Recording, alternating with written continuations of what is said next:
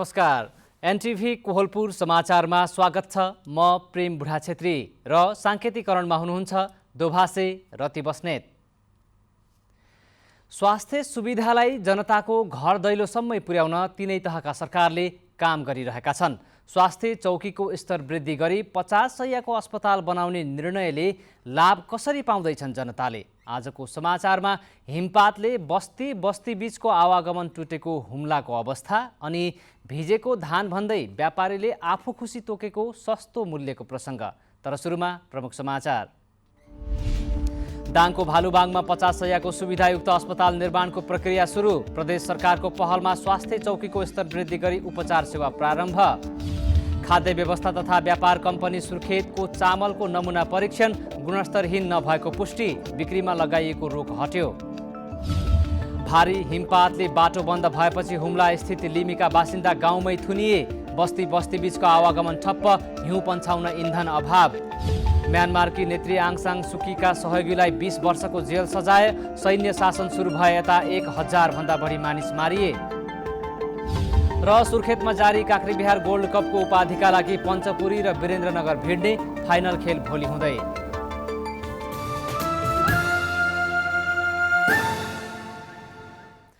समाचार अब विस्तारमा। लुम्बिनी प्रदेशको स्थायी राजधानी दाङको राप्ती गाउँपालिका 1 भालुबाङमा सुविधा सम्पन्न अस्पताल निर्माणको प्रक्रिया सुरु भएको छ। लुम्बिनी प्रदेश सरकारले 50 शय्याको अस्पताल प्रस्ताव गर्दै हाल स्वास्थ्य चौकी लालमटियाको स्तर वृद्धि गरी उपचार सेवा सुरु गरेको छ।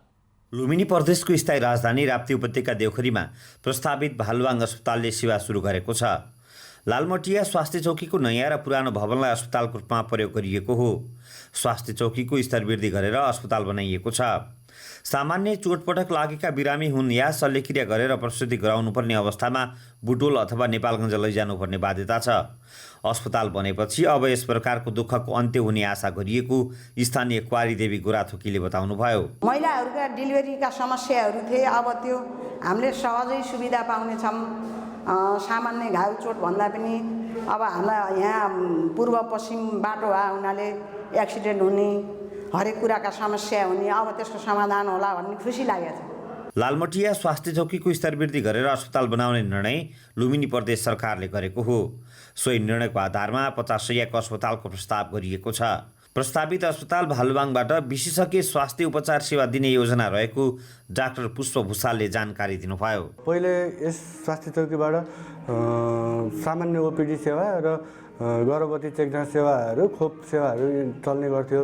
अबको मितिबाट चाहिँ बिरामी भर्नादेखि लिएर विशेषज्ञ डाक्टरहरू, चिकित्सकहरूको सेवाहरूदेखि लिएर शल्यक्रिया सेवाहरूदेखि लिएर हाइवे क्षेत्रमा भएको जति पनि ट्रमाहरू हुन्छ तिनी केस बिरामीहरू सम्पूर्ण चेकजाँच गर्ने गरी सेवा विस्तार चाहिँ भइरहेको छ। लुम्बिनी प्रदेश स्वास्थ्य जनसङ्ख्या तथा परिवार कल्याण मन्त्री इन्द्रजित थारूले प्रस्तावित भालुबाङ अस्पतालको उद्घाटन गर्नुभयो।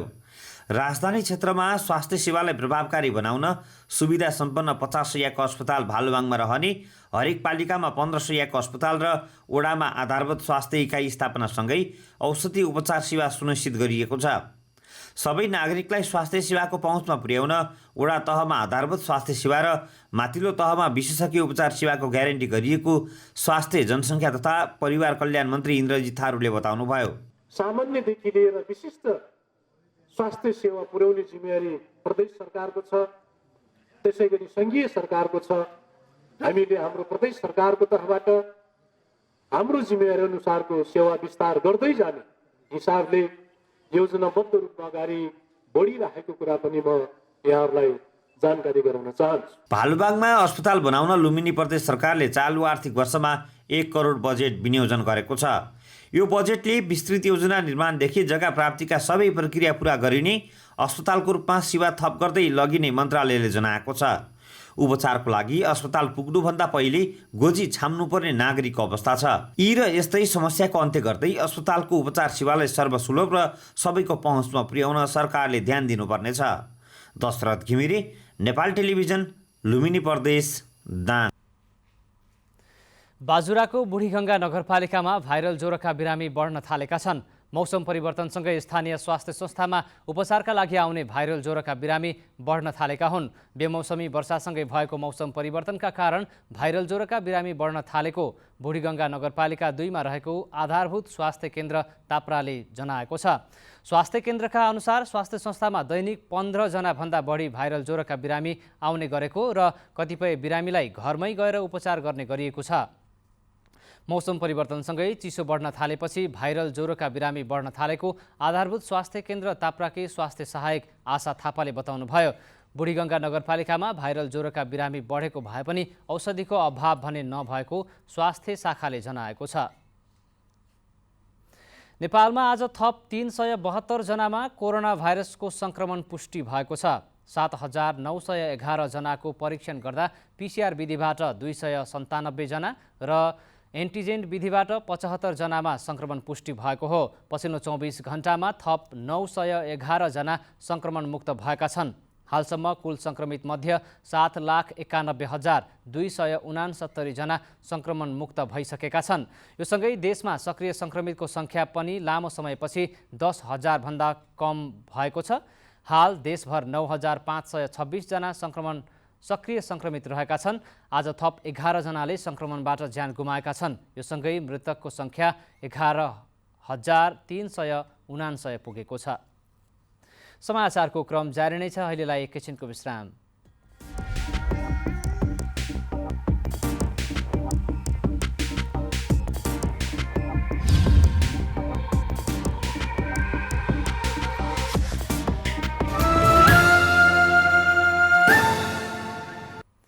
विश्रामपछि समाचारमा पुनः स्वागत छ। अब बाँकी समाचार। खाद्य व्यवस्था तथा व्यापार कम्पनी सुर्खेतको यसअघि रोक लगाइएको चामलको बिक्री वितरणमा फुक्का गरिएको छ। चामलको नमुना सङ्कलन गरी नेपालगञ्ज स्थित प्रयोगशालामा परीक्षण गर्दा रिपोर्ट गुणस्तरीय पाइएपछि फुक्का गरिएको खाद्य प्रविधि तथा गुण नियन्त्रण डिभिजन कार्यालय सुर्खेतका प्रमुख भेषबहादुर थापाले बताउनुभयो। सुर्खेत स्थित प्रादेशिक कार्यालयमा रहेको 1,975 क्विन्टल चामलको नेपालगञ्ज स्थित प्रयोगशालामा परीक्षण गर्दा खान योग्य पाइएपछि बिक्री गर्न खुला गरिएको हो। कम्पनीको काठमाडौँ स्थित थापाथली गोदाममा रहेको कुहिएको चामललाई रिपोलिसिङ गरी सुर्खेत पठाइएको समाचार सार्वजनिक भएपछि खाद्य प्रविधि तथा गुण नियन्त्रण कार्यालय सुर्खेतले उक्त चामलको बिक्री वितरणमा रोक लगाएको थियो। दुर्गम पहाडी र हिमाली जिल्लामा नागरिकहरू चामल किनेर खाने अवस्था छ। लामो समय भण्डारण गरिएका कारण किनेको चामल पनि गुणस्तर नहुने गरेको समस्या बेला बेला उठ्छ। उपभोक्तालाई चामल लगायत अन्य गुणस्तरीय खाद्य सामग्रीको उपभोगका लागि के गर्नुपर्ला भनेर आज हामीले सुर्खेतका केही नागरिकलाई सोधेका छौँ। हेरौँ आजको आवाजमा।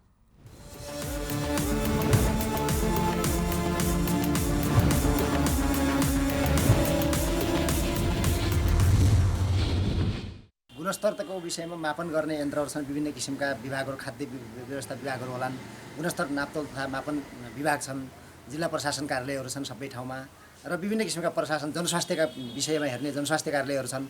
सबै कार्यालयहरूले समग्रमा के हेर्नुपर्ने हुन्छ भन्दा यो गुणस्तर नापतोल तथा मापनको विषयमा जो गुणस्तरहीन खाद्य वस्तुहरू दिइरहेको छ यसको विषयमा गम्भीर ध्यान जान आवश्यक छ। गुणस्तर तथा खाद्यान्नको समय समयमा विभिन्न किसिमका विवादहरू आइरहेका छन्। यसो सम्बन्धमा यो सरकारी संयन्त्रले पनि मौसमी रूपमा मात्रै चेक जाँच गर्ने, दसैँ तिहारको बेला मात्रै चेक जाँच गर्ने प्रवृत्ति, सेवाग्राहीले एक्सपायर डेट हेर्दै नहेर्ने प्रवृत्ति र सरकारी संयन्त्रहरू लगायतका उनीहरूले पनि यसलाई झारा टार्ने प्रवृत्तिले गर्दाखेरि यस्तो समस्या आइरहेको छ। एक नम्बरमा व्यापारीहरू आफ्नो धर्म छोड्नु भएन। उनीहरूले चाहिँ सुध्रिने भनेको एक नम्बर सुध्रिने भनेको व्यापारी नै हो, त्यस पछाडि सेवाग्राही नै हो। 360 डिग्री इभ्यालुएसन सिस्टम भन्छ कि चौतर्फी रूपमा मूल्याङ्कन गर्दै यसलाई शून्य सहनशीलताबाट अगाडि बढ्न सकियो भने आगामी दिनहरूमा चाहिँ सेवाग्राहीले मूल्य तिरे अनुसारको गुणस्तरीय सेवा तथा वस्तु तथा सेवा चाहिँ पाउन सक्नेछन्। अब यो कर्णाली प्रदेशको आफ्नै उत्पादनले यस क्षेत्रका मानिसहरूलाई खानलाई अलि समस्या पर्ने भएको भन्ने सर्वविदितै छ र बाहिरबाट आयात गरेर ल्याउन पर्दाखेरि आयातित सामानहरू गुणस्तरहीन भएको भन्ने धेरै गुनासाहरू छन् र यो गुणस्तरहीन सामानहरू रोक्नको लागि सरकार लगायत निजी क्षेत्र सबै लागेर जनताको स्वास्थ्यको लागि ध्यान दिएर यो गुणस्तरीय सामानहरू आयातमा रोक लगाउनु अत्यन्तै आवश्यक छ भन्न चाहन्छु। र सरकारले यो न्यून गुणस्तरीय वस्तु आयात गर्नबाट रोक्नको लागि त्यसको चेक जाँच गरेर गुणस्तरहीन वस्तुहरूलाई चाहिँ नपठाउने र गुणस्तरीय वस्तुहरूलाई चाहिँ आयात गर्नु पर्यो। गुणस्तर मापन गरेर गुणस्तर चेक जाँच गरेर र नापतौल ठिक गरेर ती वस्तुहरू चाहिँ हामीले जनता समक्ष पुर्याउनु पर्छ। कर्णाली प्रदेशमा गुणस्तरीय सामानहरू धेरै आइरहेको छ अनि त्यसको लागि सरकारले चेक जाँच गरेर राम्रो सामान जति पठाउने नराम्रो सामान चेक जाँच गरेर उतै भ्रष्टाचारतिर रोकेर राम्रो सामान जति कर्णालीको बासिन्दालाई पठाइदिएदेखि राम्रो हुन्छ। अनि यसका साथसाथै महँगी पनि धेरै भइरहेको छ, त्यसको पनि नियन्त्रण गर्नु पर्यो, त्यस सम्बन्धी नै अनुसन्धान गर्नु पर्यो। सामान चाहिँ कति नराम्रो मात्रै आउँछ, महँगी मात्रै बढिरहेको छ।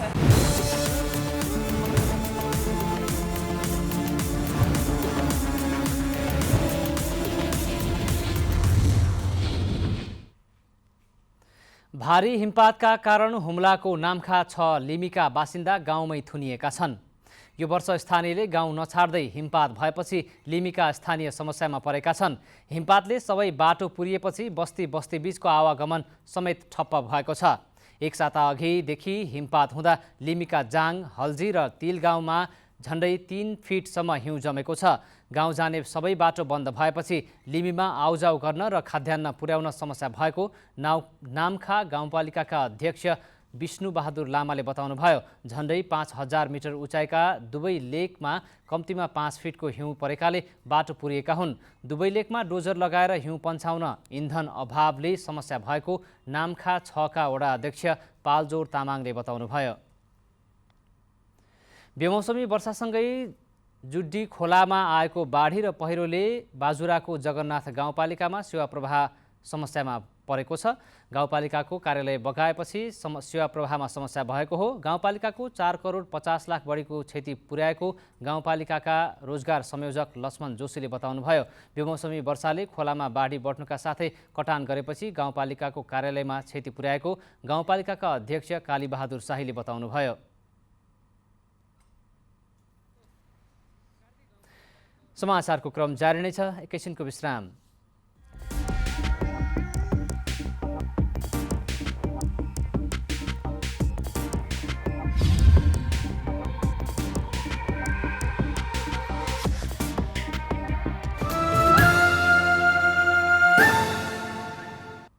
तपाईँ एनटिभी कोहलपुर हेर्दै हुनुहुन्छ। अब बाँकी समाचार। नेपाल रेड क्रस सोसाइटी जिल्ला शाखा पश्चिम नवलपरासीका सभापति राजेन्द्र प्रसाद अग्रहरीले व्यक्तिगत रूपमा रेड क्रसलाई 10 लाख रुपैयाँ प्रदान गर्नुभएको छ। उहाँकी धर्मपत्नी गायत्री अग्रहरी र सभापति अग्रहरीले संयुक्त रूपमा राजेन्द्र प्रसाद एवं गायत्री अक्षय कोष स्थापनाका लागि 10 लाख रुपैयाँको चेक प्रमुख जिल्ला अधिकारी धर्मेन्द्र कुमार मिश्र मार्फत रेड क्रस परासी शाखालाई हस्तान्तरण गर्नुभयो। अग्रहरी दम्पतिले स्थापना गरेको अक्षय कोष मार्फत गरिब विपन्न समुदाय र अप्ठ्यारोमा परेकालाई कसरी सहयोग गर्ने भनेर कार्यविधि बनाइने रेड क्रस परासीका वरिष्ठ शाखा अधिकृत मुरारी प्रसाद गुप्ताले जानकारी दिनुभयो।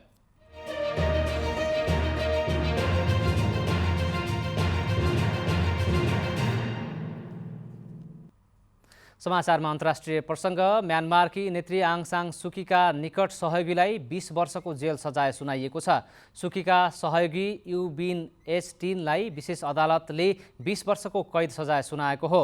80 वर्षीय यू बिन सैन्य शासन विरुद्ध प्रचार गरेको आरोपमा पक्राउ परी पूर्वपक्षका लागि जेलमा रहँदै आएका थिए। गएको फेब्रुअरीमा नेत्री आङ सान सुकी लगायतका नेताहरूलाई पक्राउ गरेर म्यानमारको सेनाले देशलाई आफ्नो नियन्त्रणमा लिएको थियो। म्यानमारमा सैन्य शासन सुरु भएदेखि नै राजनीतिक अस्तव्यस्तता देखिएको छ। सैन्य शासनको विरोधमा उत्रिएका प्रदर्शनकारीमाथि सेनाले गोली चलाउँदा हालसम्म 1000 भन्दा बढी मानिसहरू मारिएका छन्। अब आर्थिक समाचार।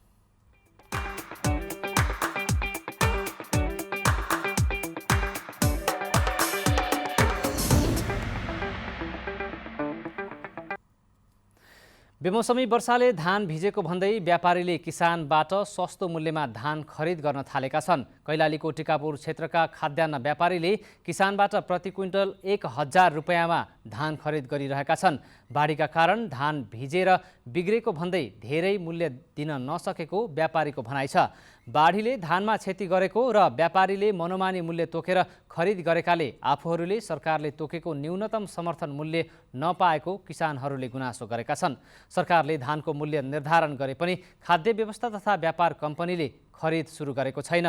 सरकारले यस वर्ष धानको न्यूनतम खरिद मूल्य प्रति क्विन्टल 2752 रुपैयाँ तोकेको छ। अब खेलकुद समाचार।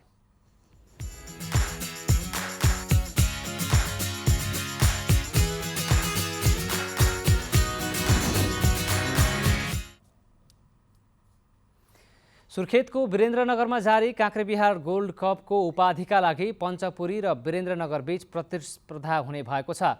वीरेन्द्रनगर स्थित फुटबल रङ्गशालामा आज भएको सेमिफाइनलको अन्तिम खेलमा चिङगाडलाई हराउँदै वीरेन्द्रनगरले फाइनल यात्रा तय गरेको हो। आजको खेलमा वीरेन्द्रनगरले चिङगाडलाई 2-3 गोलले हराएको हो। फाइनल प्रतिस्पर्धा भोलि हुनेछ। खेलमा प्रथम हुने टिमले 1 लाख र दोस्रो हुनेले 50,000 रुपैयाँ प्राप्त गर्नेछन्। अब मौसम।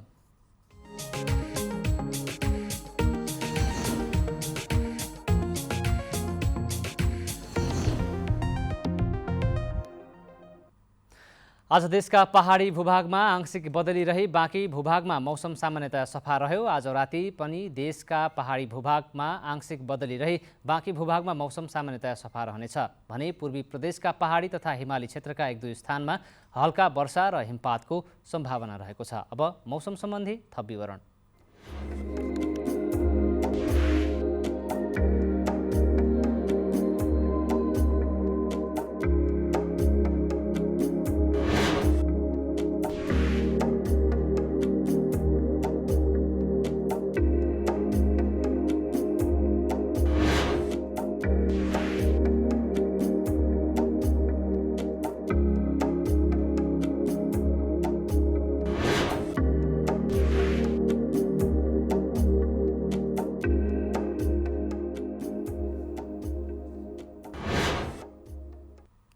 समाचारको अन्त्यमा प्रमुख समाचार पुनः एकपटक।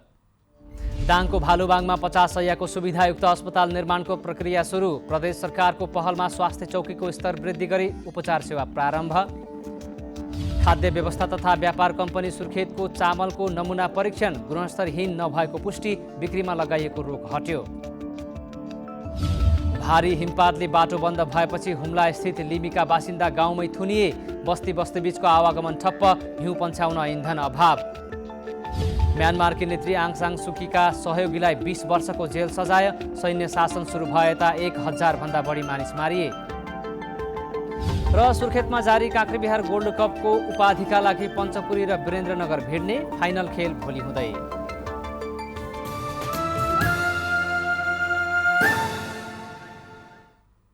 हवस् त अहिलेलाई समाचारको सिलसिला यति नै। नमस्कार।